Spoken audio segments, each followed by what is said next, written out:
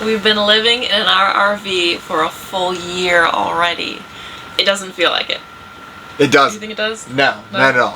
It's just crazy to think that it's been an entire year. Yeah. Because things have just, I guess, just flown by. I feel like it's only been just a couple months. Mm-hmm. Yeah, I agree. That being said, we wanted to share our experience with you, and we wanted to discuss how reality compared to expectations before we actually got on the road. Yep. So here we go. Let's do it.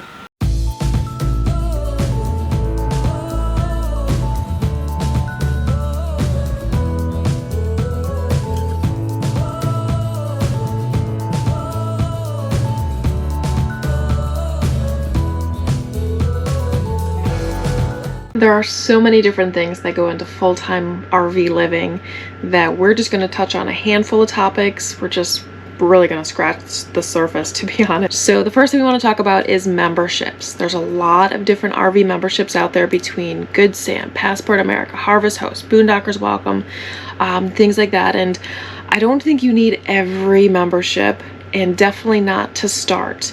So what we found out is with a Good Sam, for example, there are a lot of campgrounds that used to be Good Sam members, but now they don't have to participate because there's such a high demand in the RV world. So we found that there's less and less places that are actually offering that 10% discount.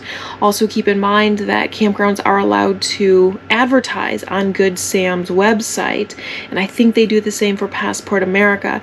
So it might seem like they're part of it, and they're not. They're just advertising.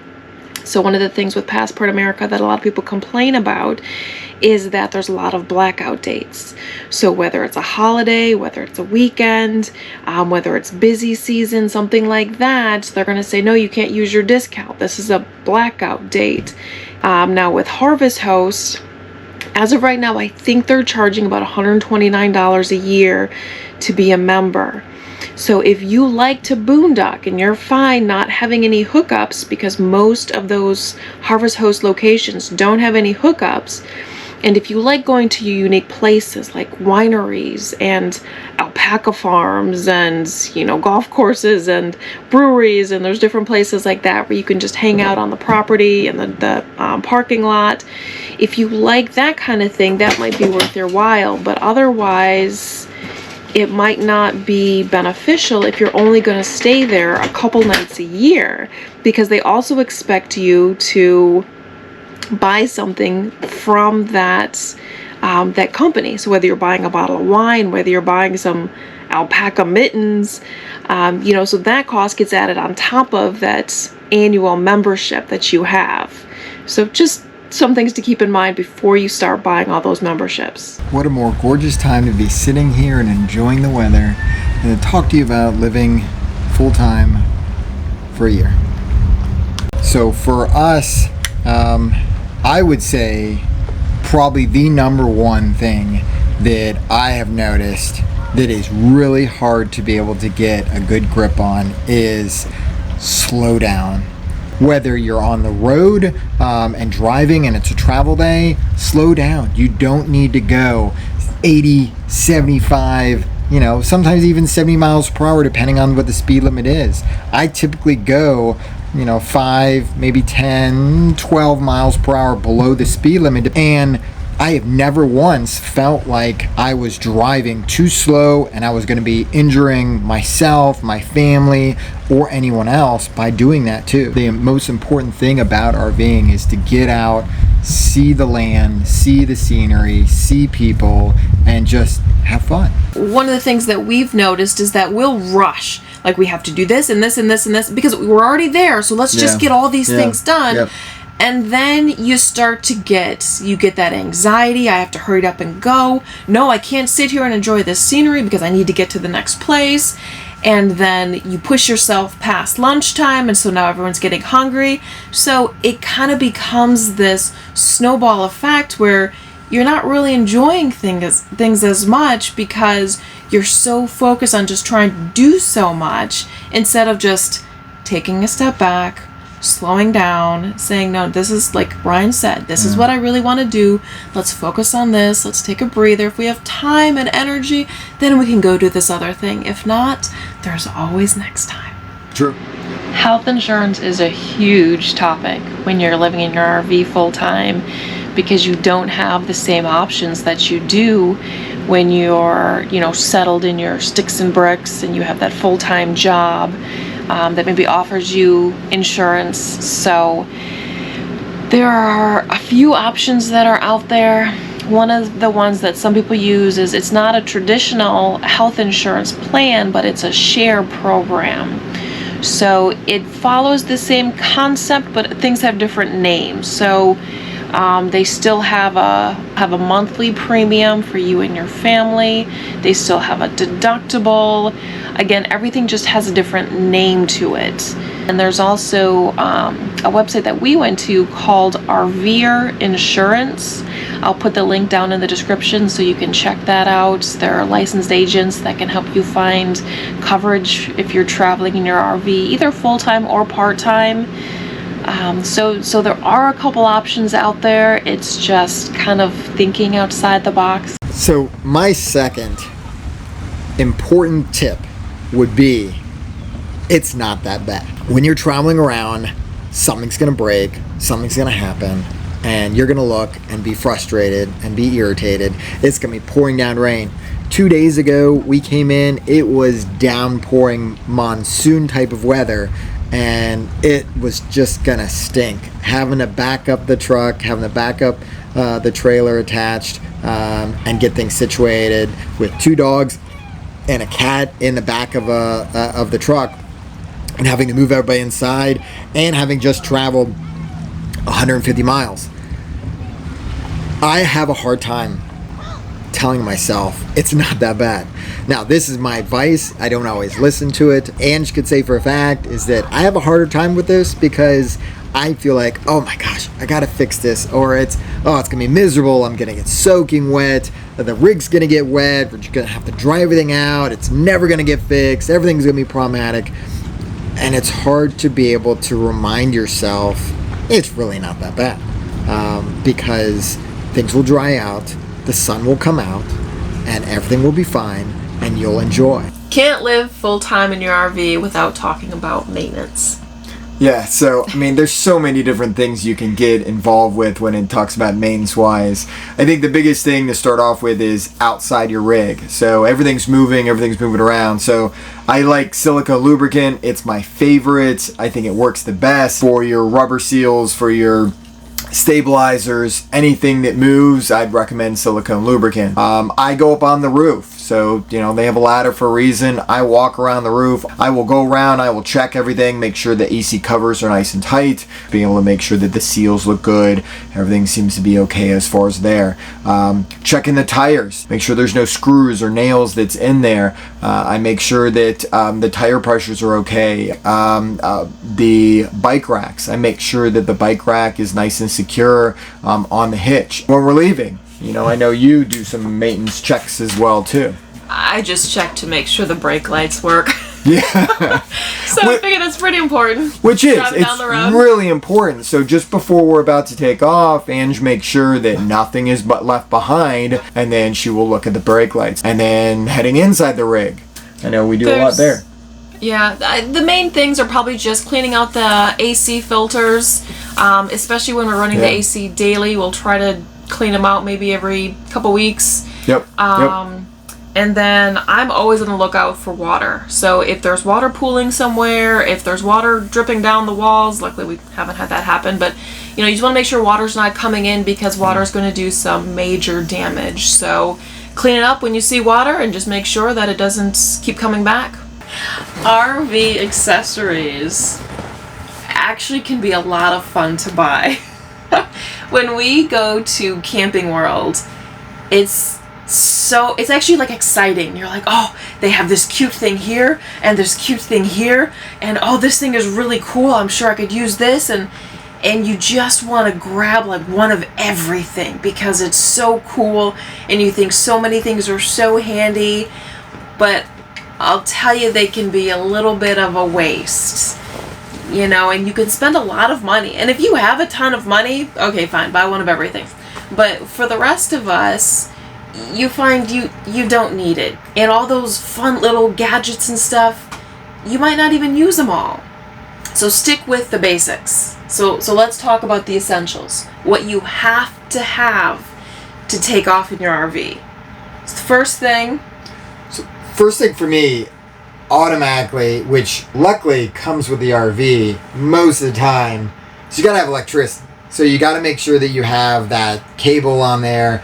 There is surge protector. It's not something you have to have. I strongly recommend.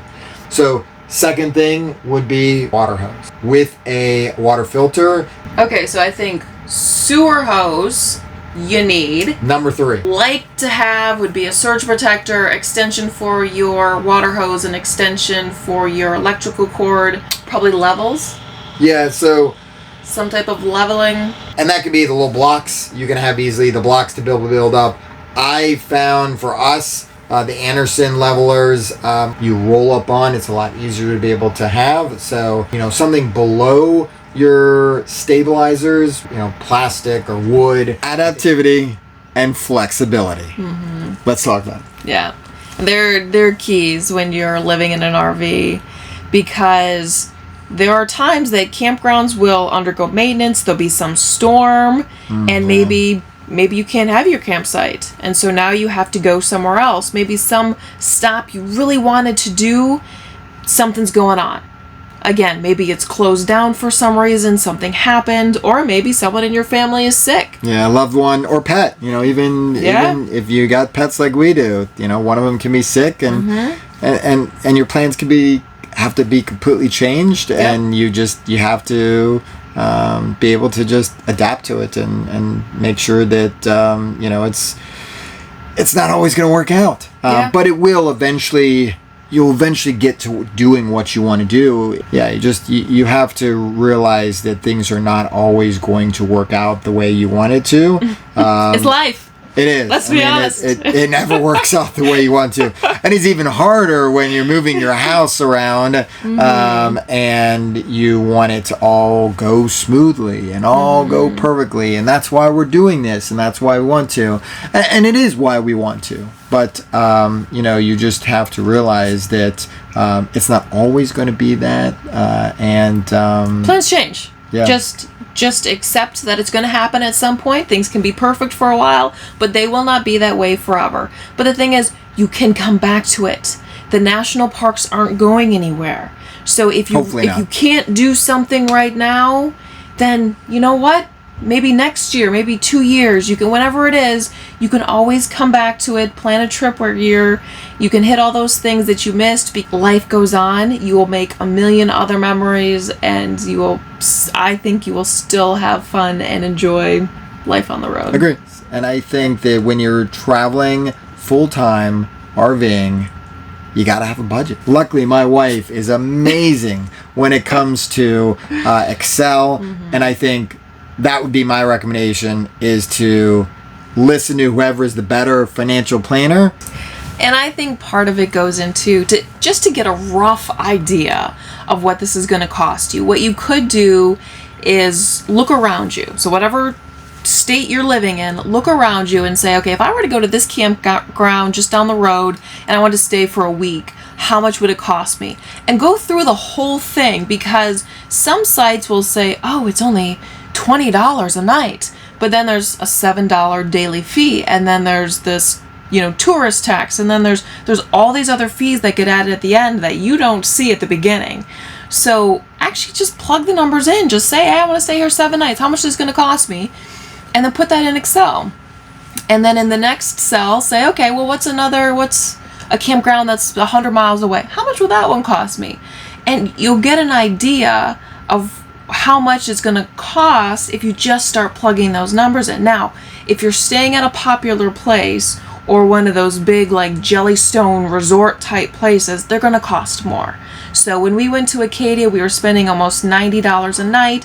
When we went to Niagara Falls, we were spending closer to $70 a night. But generally speaking, we average about $50 a night. So that's what we budget for. And then we know we travel 180 miles or less. And so again, if you're going to stay at a campground for a week, say, okay, 180 miles, my car gets this many miles per gallon. And so come up with an approximate gas budget, based on that, and add a little extra because you're going to drive around. You're going to have to go to the grocery store. You're going to, want to go, see some stuff. So, yeah. So add some extra in for that.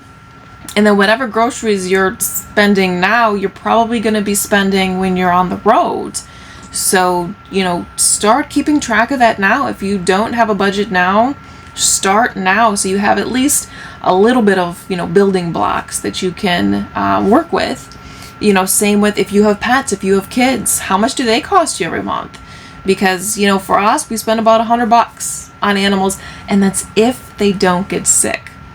Yeah. And so I guess a good side note is have a little extra money aside. Little savings, kind of from emergency savings. Yeah. Mm-hmm. It's just like if you have a house, they recommend you have 3 to 6 months of money to pay for bills set aside. You should do the same thing in the RV. Have that extra, because if someone gets sick, even if you have health insurance, you usually have a deductible, maybe co-insurance plus your premiums.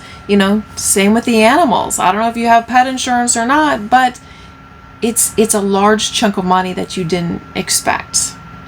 Yeah. Maybe I'll do a little more to share our budget in a later post. and as Ange said, keep adapting to that, to where have that general knowledge basis of how much money you kind of should need based on what you're doing now. And then as you start to travel, start to keep track. Okay, well, we're, receipts, how much we're spending here, how much we're spending there, and have it, focused to where little bits of groceries and maintenance and all these type of things, to be able to know how much money you're spending on everything. And another thing that I actually just thought of while you were talking is that some credit cards will actually give you an annual report at the end of the year and say, you spent this much on gas and this much on groceries. Yeah. And so even if you don't want to take the time to budget yourself, just take a look at that. That'll at least give you a rough idea. How much are you spending for the year? So take out, your mortgage or your rent, take out electric and water and things like that. Because if you're living in an RV, you're going to have, different expenses, whether our RV is paid off. So luckily we don't have to worry about that. But look at the other expenses.